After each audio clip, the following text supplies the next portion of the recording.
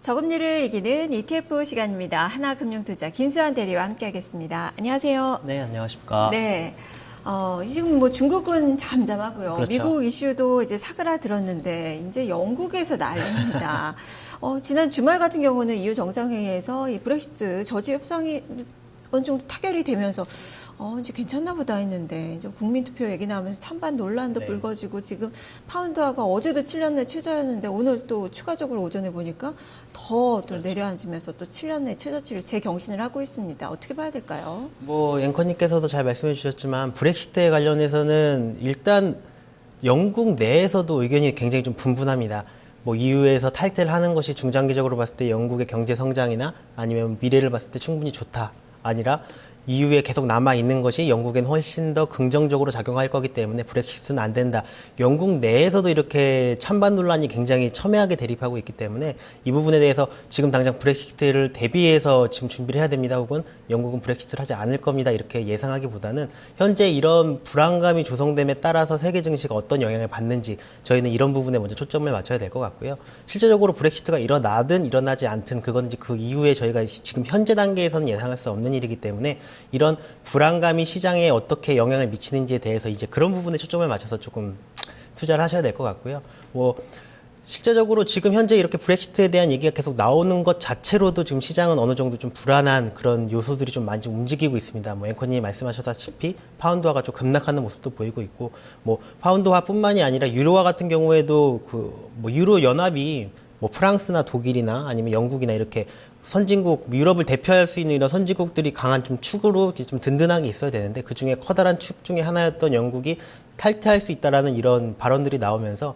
아무래도 유로존 자체에 대한 그런 긍정적인 부분들이나 이런 부분들이 조금 훼손되지 않을까. 그리고 이런 유로연합에 대한 이런 훼손들은 당연히 유로에서 발행한 이 화폐인 유로화의 가치도 하락할 수 있는 이런 부분들이 있기 때문에 이런 부분들은 조금 조심하셔야 될 것 같고요. 뭐 시장에서는 이제 중국 증시나 이렇게 뭐 세계 주요 증시들이 급락세를 좀 접고 좀 어느 정도 안정화되는 이런 부분에서 다시 한번 이제 얘네들이 더 이상 속을 썩히지 않고 흔히 말해 속을 썩히지 않고 좀 더 이제 편안하게 좀 상승할 수 있는 장으로 가지 않을까 했는데 갑자기 또 영국이 나오면서 시장의 불안감을 좀 조성하고 있지만 아직까지는 뭐 기우일 뿐이고요. 뭐 실제적으로 이렇게 될 가능성이 개인적으로는 높지는 않다고 봅니다. 이건 정말 제 개인적인 판단이지만 그래서 아무래도 중장기적으로 투자하시는 분들 특히 ETF 같은 경우에는 뭐 짧게는 뭐 일주일 뭐 2, 3일 정도 투자하실 수도 있겠지만 뭐 3개월, 6개월, 1년 이렇게 길게도 가져가실 수 있는 상품이기 때문에 너무 그때그때 뭐 이렇게 이슈들에 너무 이렇게 민감하게 반응하지 마시고 조금 긴 흐름을 가지고 긴 호흡을 가지고 투자하시면 될 것 같고요. 확실히 지금 뭐 브렉시트가 됐건 뭐가 됐건 뭐 예전에 뭐 한 달 전이나 두 달 전에 비해서는 세계 증시가 굉장히 좀 안정적인 흐름으로 가고 있다. 이 부분에 좀 초점을 맞추시는 게 좀 나을 것 같습니다. 네, 일단 뭐 브렉시트 이 공포라고 표현을 네, 정말 뭐 6월 23일 날 국민투표를 한다고 하니까 그때까지는 계속 이런 잡음이 계속될 것 같고 어쨌든 세계 경제와 증시는 좀 이 부분에 대해서는 긴장을 많이 하고 있을 것 같아요. 당분간은. 자, 그리고 유가도 여전히 뭐 이슈입니다. 유가 뭐 30달러 선 근방에서 움직이고는 있지만 변동성이 커요. 간밤에 또 4% 넘게 떨어지면서 공급 과잉에 대한 또 우려가 또 불거지고 있는데요. 어떻게 봐야 될까요? 뭐 사실 답이 없습니다. 뭐 계속 빙글빙글 도는 쳇바퀴 같이 이렇게 움직이고 있는데요. 제가 지난주에 유가 관련된 ETF 상품을 추천드리면서도 잠깐 언급해 드렸지만 당분간은 뭔가 추세가 나기 좀 어려울 것 같다. 그래서 위로도 투자할 수 있고 30불을 기준으로 위로도 투자할 수 있고 아래로 투자할 수 있는 그런 ETF 상품을 동시에 추천을 드렸었는데 시장 상황도 현재 돌아가는 부분들이 굉장히 좀 이렇게 방향성 없이 되게 좀 혼조세를 보이면서 좀 움직이고 있습니다. 뭐 급등하기도 하고 급락하기도 하고 여긴 또 몇 가지 요인들이 있었는데요. 분명히 지난주까지만 해도 유가는 굉장히 흐름이 괜찮았어요. 뭐 사우디와 그 다음에 러시아가 처음으로 뭐 10년이 넘는 그런 기간 동안 한 번도 합의를 한 적이 없었는데 뭐 감산까지는 아니었지만 생산을 동결한다는 아주 긍정적인 합의를 했었고 여기에 이란이 이 부분을 굉장히 지지한다 이런 발언이 나오면서 유가가 갑자기 급등을 하는 모습을 좀 보여줬었는데 그거 뭐 전 개인적으로 이렇게 추세가 좀 나올 때도 이란이 뭔가 이렇게 감산은 아니더라도 동결에 이렇게 같이 참여를 한다든가 뭐 이런 것도 아니고 그냥 그 부분을 그냥 뭐 자신들은 지지한다 이 정도의 발언에도 이렇게 굉장히 좀 강하게 올라왔던 게 그만큼 이 시장에서 유가 상승을 기다리고 있던 매수자들이나 매수 세력이 굉장히 많았고 뭔가 상승할 수 있는 이유를 이란의 그런 발언에서 찾았구나라는 그렇게 개인적으로 좀 생각을 했었는데요. 그렇게 좀 상승 흐름이 조금 나오다가도 갑자기 또 어제 날짜였던가요? 뭐 사우디 석유 장관이 감산에 대한 계획은 전혀 없다라고 하면서 다시 시장을 강하게 좀 얼어붙는 발언을 하면서 또 다시 유가가 좀 급락하게 됐는데 현재 뭐 30불 부근에서의 유가의 흐름에서는 이런 흐름이 세계 경제를 다시 한번 위험에 빠뜨리는 뭐 저희 지난주나 지지난주처럼 유가 급락으로 인해서 세계 증시가 굉장히 위험합니다. 이렇게까지 가지는 않겠지만 만약에 이런 추세가 좀 분명한 건 상승세를 분명히 한번 크게 꺾는 발언이었기 때문에 이런 부분들은 조금 참고하셔서 좀 조심해서 매매를 하셔야 될 것 같고요. 유가가 만약에 다시 20불대 후반으로 떨어지게 된다면 이 유가 하락으로 인해서 다시 한번 세계 주요 증시가 굉장히 조금 어려움을 겪을 수 있기 때문에 이런 부분들도 좀 대비를 하셔야 될 것 같고요. 그리고 천연가스 같은 경우에는 뭐 지난주 계속 말씀드리지만 굉장히 온화한 날씨, 그나마 뭐 2월 말이나 이런 부분에 조금 추울 수도 있다, 뭐 혹은 뭐 3월 중순에 좀 추울 수도 있다, 이렇게 조금 긍정적으로 날씨 예보됐던 부분들조차 다시 이제 그 날짜가 가까워지니까 생각보다 온화해지고 있다. 이런 부분들이 좀 계속 나와서 지금 계속 저가를 조금 더 갱신하면서 좀 많이 하락하고 있습니다. 뭐 천연가스 같은 경우에는 뭐 선물 기준으로 말씀을 드리자면 뭐 저가, 뭐 몇 년 내 저가, 몇 년 내 저가 이럴 때가 굉장히 큰 반등이 나올 수도 있지만 보통 반등이 나오기 전에는 굉장히 깊은 하락을 한번 보여준 다음에 반등을 하기 때문에 ETF도 결과적으로는 이런 선물 상품이랑 혼합돼서 투자되는 상품이기 때문에 이런 선물에 대한 그런 흐름들도 좀 아셔야 될 것 같고요. 현재 천연가스 굉장히 낮은 가격으로 와 있지만 뭐 반등할 여지는 분명히 있겠지만 한 차례 더 크게 빠진 다음에 오르더라도 올라갈 가능성이 있고 지금은 겨울이라서 제가 계속 천연가스가 뭐 겨울에 날씨가 추워서 난방에 대해서 그런 수요 욕구가 많이 올라야지 재고량이 좀 많이 줄을 수 있다. 그래야지만 천연가스 가격이 상승할 수 있다. 이런 식으로 말씀을 드리지만 천연가스가 꼭 겨울에 난방철에만 사용되는 것도 아니에요. 천연가스 같은 경우에는 그 미국의 화력발전소에서 전력을 생산하는데 굉장히 좀 많이 들어가고 있는 부분이 있고 여름에 날씨가 또 지금처럼 굉장히 좀 온화하거나 굉장히 좀 따뜻하거나 더워진다고 하면 미국 내에서 이제 냉방에 사용되는 전력 그런 사용량이 굉장히 늘어나고 그럼 화력발전소 가동률이 좀 더 늘어날 거잖아요. 이렇게 해서 겨울철에 상승하지 못했던 천연가스가 여름에라고 상승하겠느냐 더 떨어질 것이다 하고서 매도로 보신다면 또 그건 아니니까 그런 부분들 뭐 날씨적인 부분이나 꼭 겨울이 아니더라도 여름에도 천연가스에 대한 수요가 늘을 수 있다라는 점들 이런 부분들은 지금부터 미리미리 좀 챙겨서 준비하시면서 매매하시면 좋을 것 같고요.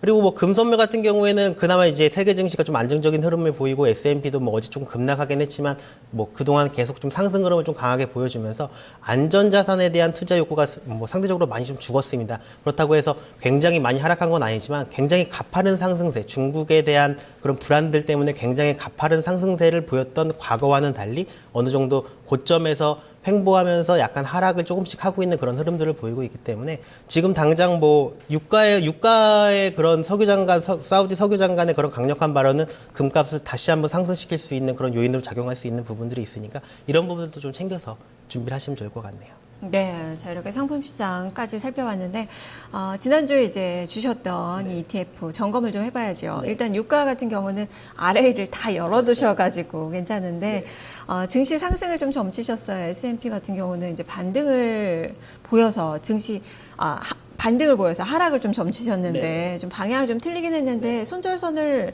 제시를 해주셨거든요. 근데 혹시 또 손절 못하신 분들도 계실 것 같고요. 좀 설명을 해주시죠. 일단 뭐 준비된 화면부터 먼저 보고 말씀을 드릴게요. 먼저 유가부터 좀 말씀을 드리겠습니다.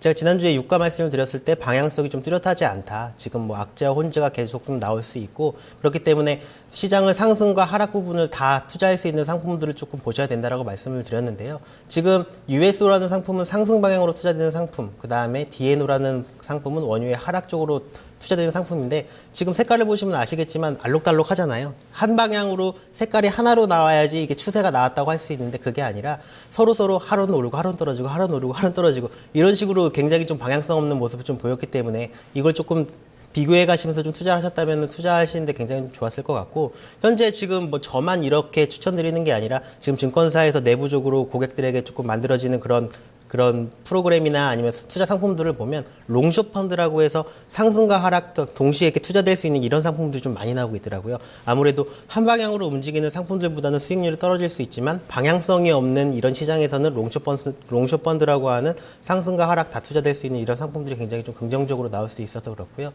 현재 제가 보기에도 아직까지도 조금 상승 호재와 하락 악재가 지금 같이 존재하는 구간이기 때문에 당분간은 이 두 상품을 계속 비교해 가시면서 그때그때 시장에 맞춰가지고 상승 흐름에는 뭐 US를 타시고 하락 방향인 DNO를 타시면서 이렇게 좋은 투자를 하시면 괜찮을 것 같습니다. 그리고 두 번째 말씀드렸던 상품이 빅스 상품이었는데요. 그동안 제가 빅스 상품에 대해서 추천을 드렸을 때 그 수익률이 굉장히 좋았어요. 하지만 뭐 솔직하게 말씀드리면 지난주에 제가 빅스 상품을 소개해 드리면서 결과적으로 봤을 때는 손실이 좀 어느 정도 발생이 됐습니다. 제가 하지만 그 빅스라는 상품을 투자드리거나 아니면 상승 레버리지가 뭐 3배짜리나 이렇게 좀 고 레버리지 상품을 투자를 드릴 때는 항상 손절 라인은 항상 말씀을 드려요. 그래서 제가 지난주에도 1800선 중후반에 있을 때 만약에 뭐 지금 현재 뭐 그동안에 조금 상승이 좀 가파랐고, 뭐 이렇게 상승 호재나 하락 악재들이 동시에 좀 존재할 수 있는 구간이기 때문에, 뭐 그렇게 1900선을 강하게 돌파하는 흐름이 나오면 거기서 손절을 하시고 좀 시장 흐름을 좀 보시는 게 좋을 것 같다라고 말씀을 드려서 그렇게 투자하셨다고 하면은 뭐 그렇게 손실이 크진 않으셨을 거라고 생각을 하고 있습니다. 네, 자 그러면 이번 주는 어떤 ETF를 가져오셨나요? 이번 주는 이제 제가 초반에도 좀 언급드렸듯이 현재 시장에서 주목하고 있는 건 뭐 중국에 대한 악재나 유가에 대한 악재나 이런 부분들보다 당장은 브렉시트와 관련된 EU 관련된 영국 관련된 이런 부분들에 대해서 좀 시장이 좀 주목을 하고 있는 것 같고요. 실질적으로도 지금 이런 부분들에 대해서 시장 흐름이 좀 많이 나오고 있습니다. 그래서 첫 번째로 말씀드릴 상품은 EUO라고 하는 ETF 상품인데요. 이 상품 같은 경우에는 유로화 하락에 투자되는 2배짜리 레버리지 상품입니다. 제가 초반에도 말씀드렸지만 브렉시트로 이어지지 않을지는 현재 단계에서는 아무도 알 수 없지만 현재 그럴 수도 있다라는 이런 불안감들이 현재 유로화를 좀 강하게 좀 압력을 주고 있습니다. 그래서 뭐 제가 준비한 차트를 잠깐 보실까요? 그 유로화 선물에 대한 차트인데요. 지금 여기 나와 있는 수치는 이제 달러 수치입니다. 그래서 1유로당 현재 1.1불 정도 가격을 지금 유지하고 있다라고 하는데요. 현재 시장에서 브렉시트에 대한 우려감이 좀 고조되기 시작했던 게 뭐 한 지난주 정도라고 봤을 경우에는 뭐 1유로당 한 1.14불 정도까지 상승했던 유로화가 지금 가파르게 좀 하락을 했어요. 그래서 지금 현재 뭐 국민 투표가 이제 이어지더라도 그 전까지는 이 브렉시트에 대한 논란이 계속 점화가 될 것이고 이런 부분들은 유로화에 좀 강하게 좀 하락 압력으로 좀 작용할 수가 있기 때문에 뭐 일주일 정도로 투자하시기에는 상당히 괜찮은 상품이라고 생각이 돼서 개인적으로 추천을 좀 드리게 됐습니다. 네. 자, 그러면 두 번째 하나 더 가져오셨죠? 네. 어떤 상품이죠? 두 번째는 예전에도 한번 제가 추천을 드린 적이 있는데 UUP라는 상품으로 달러 인덱스, 그러니까 달러 가격이 단기적으로 좀 상승할 것이다. 이쪽으로 투자되는 상품인데요. 마찬가지로 이것도 잠깐 차트를 한번 보면서 말씀을 드리겠습니다. 달러 인덱스가 뭐 지금 현재 가격이 한 97.530 정도로 나오고 있는데요. 한 100 정도를 의미 있는 가격대로 보고 현재 뭐 굉장히 좀 하락을 했다가 브렉시트 관련된 그런 이슈들 때문에 좀 단기적으로 좀 반등을 했어요. 앵커님께서도 초반에 말씀해 주셨듯이 파운드화의 급락, 그 다음에 현재 유로화가 뭐 지금 계속 하락하고 있는데 이 달러 인덱스에 투자되고 있는 이 뭐 대표적인 주요 국가의 통화 중에서 뭐 유로화가 차지하고 있는 비율이 굉장히 크기 때문에 이런 유로화의 악재나 기타 뭐 파운드화의 악재도 달러의 반대적으로 달러가 상승할 수 있는 그런 흐름을 보여줄 수 있기 때문에 뭐 지금 브렉시트에 대한 이슈화가 계속 안 좋게 나오거나 이런 부분들이 계속 장기화될 조짐이 보일 경우마다 이 UEP라는 상품은 단기적으로 조금 바닥권에서 반등할 수 있을 거라고 보고요. 기술적으로도 현재 차트 구간이 굉장히 조금 이쁘게 좀 그려지고 있는 부분들이 있어서 한 주 정도 투자하시기에는 괜찮은 상품이라고 생각이 됩니다. 네, 모두 다 환율을 추천을 해주시는군요. 달러는 강세를 그리고 유로화는 약세를 펼칠 것이다라는 그 전망이시네요. 말씀 잘 들었습니다. 네, 고맙습니다. 네, 저금리를 이기는 ETF 김수환 대리와 함께했습니다.